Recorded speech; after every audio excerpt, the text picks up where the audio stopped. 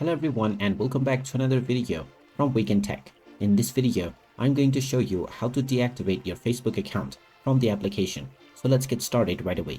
First of all, open up the Facebook application on your device and log into your account if you haven't done so already, using your email address or your phone number and your password. Once you are logged in and taken into the home page, if you wish to deactivate your account, tap on the account icon underneath the messenger icon at the top right section.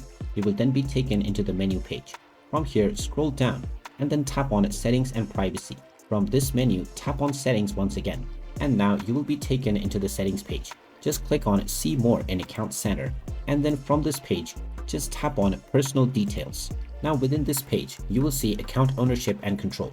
Go ahead and tap on it. And now you can tap on Deactivation or Deletion in order to deactivate your account. From here, just tap on your Facebook account and you will be asked to enter your password in order to verify your identity for your deactivation.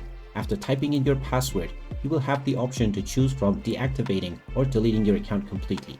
Make sure to choose the deactivate option, and after you choose this, you will be logged out from your Facebook account right away. Once you are logged out, make sure not to log back in if you wish to not use Facebook. And in the future, at any time when you wish to use Facebook once again, you can simply log into your account and your account will once again be reactivated. And there you have it. That is how easy it is to deactivate your Facebook account. If you find this video helpful, make sure you hit that like button and subscribe to our channel if you haven't done so already. Also ring that notification bell to never miss another update from us. Thank you for watching and I will see you again in the next video.